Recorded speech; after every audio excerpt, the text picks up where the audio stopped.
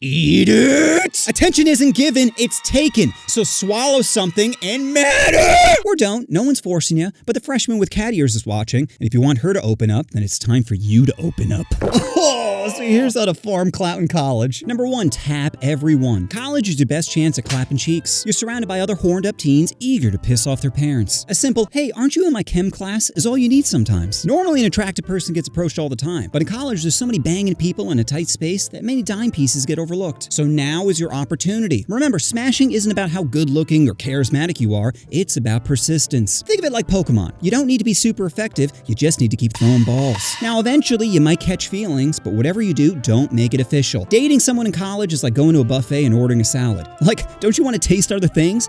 Take a look at those chicken breasts, or turkey thighs, or if you hate God, meatballs. Why go all in on a main course when there's so many tasty side dishes? What I'm really saying is college isn't about finding the one, it's about catching them all and ghosting before finals. Number 2, roommate submission. College isn't about coexisting, it's about establishing dominance. And the best way to do that is through subtle psychological warfare, like having a chair always face their bed, or occasionally muttering, they'll be sorry, while staring at your mini fridge. And the goal isn't conflict, it's quiet control. You're not here to fight, you're here to destabilize their sense of normal. Are you talking to someone at night? Why is the whiteboard tracking their sleep schedule? These are the questions you want lingering in their mind as they debate whether to study in the library again. Because the more often they leave, the quieter the room gets, and the quieter the room gets, the more it becomes yours. I mean, do you really want to listen to them FaceTiming their situationship? Or would you rather they slowly back out of the room saying, babe, I can't talk right now? Why? Is he there? Number 3, don't let the meat win. The biggest threat to your life isn't climate change or AI, it's your wet pool noodle, my guy. That thing has no loyalty, no plan, no respect for her boyfriend. It doesn't care about your grades, your goals, or your therapist's advice. It just sees yoga pants and takes the wheel. Well, don't let it drive you to academic probation. Learn to smother it with masturbation. That's right, my brothers. Post-nut clarity will lead you to prosperity. Because once the demon leaves your body, so does the urge to fumble your future for 5 minutes of friction. So don't be a slave to your lust. Free your soul with a righteous bust. Number 4, academic dishonesty. Cheating on a girl, that's foul play. Cheating in school? This is the way. Oh, but cheating is a sin. No, a sin is getting charged $150 for an ethics textbook. A sin is getting served chicken breasts that taste like a yoga mat. A sin is paying 40 grand a year while still getting charged for parking. You see, college isn't about honesty, it's about hypocrisy. They'll talk about integrity while handing out honorary degrees to crypto scammers. They'll say don't cut corners while giving you 1-ply toilet paper. They'll preach about diversity while hiring only one black professor who just so happens to teach statistics. So spare me the moral high ground. If I'm gonna drown in debt, I might as well float on somebody else's answers. Plus, if you're a business major, you know America is all about outsourcing labor. Think about it, would you rather be writing a paper or grinding on Taylor? One leaves you stressed, the other is getting undressed. Number 5, substances. You don't need to do substances in college, okay? But if you want to, do it!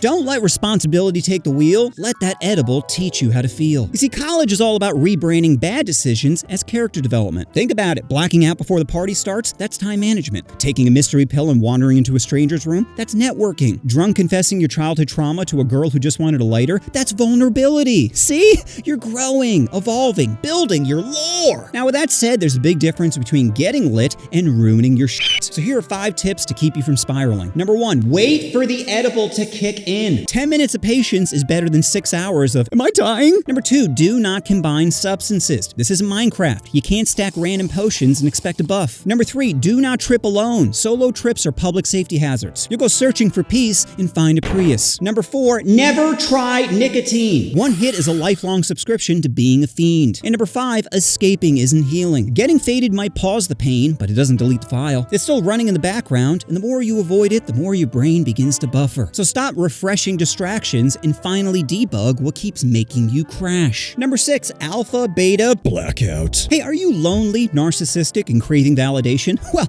Greek life has a paddle with your name on it. Now, are you paying for friends? Yes, but paying for a good time shouldn't be frowned upon. Might as well learn now that money is a cheat code for fun. Think about it, it gets you instant VIP access to Drunk Kitty. You don't even need game, just a functioning liver and a half charge of ape. Listen, not Not everyone is a social butterfly like me. Some of y'all are cactuses. Silent, horny, giving off that don't touch me energy. But frats force girls into your ecosystem. Sure, it's artificial, humid, and slightly toxic, but that's the perfect breeding ground for bad decisions. Now you're just 2 tequila shots away from pollinating her flower. But before you enter the frat paradise, you first must sacrifice and rite a passage known as hazing, or torture's legal cousin. You'll crawl through filth, drink mystery liquids, listen to Nickelback while being shown AI pics of you kissing your mom. Look at this photograph. All while convincing yourself that this builds character. But if you make it out alive, then you won't just have friends, you'll have brothers. Or accomplices, depending if Billy wakes up. Number 7, the chaos arc. In college, reputation is everything, and if you're too ugly to be loved, then you might as well be feared. That's where pranks come in. A well-executed prank doesn't ask for attention, it demands it. And the goal isn't laughs. You're not turning on your roommate's computer, pressing F2, and adding a BIOS password of tiny peepee to be funny.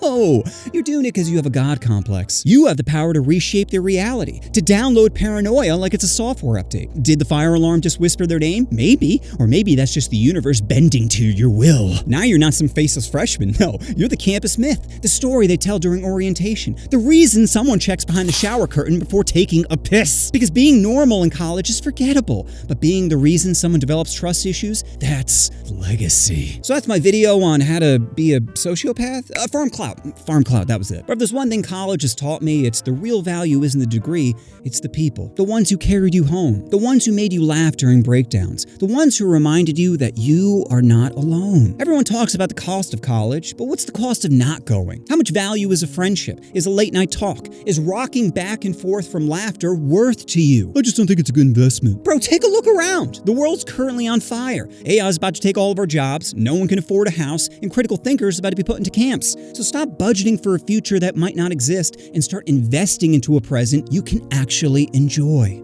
Now, is it okay to tap a girl if she's been drinking and you haven't? Maybe. It depends how hammered she is. Little tipsy, green light. Throwing up? Oh, swipe right. It's not about the main course. It's about all those tasty side dishes.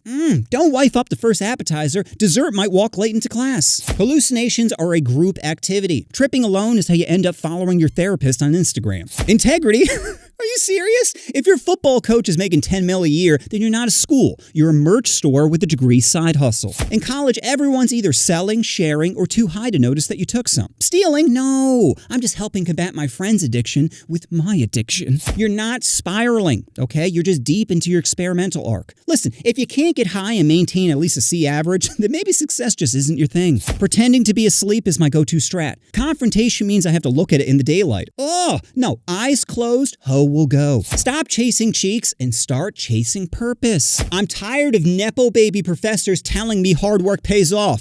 You know what really pays off? The third-party companies you're selling our Canvas data to. Alcohol makes her forget how much of a danger you are. Your meat will have you skipping a job interview because someone with glitter eyeliner said, come through. Always check out a teacher's ratings prior to signing up to class. And I'm talking about the easiest A, not the easiest D, fellas. Don't take the whole edible. You're not a demigod. You're a freshman with anxiety.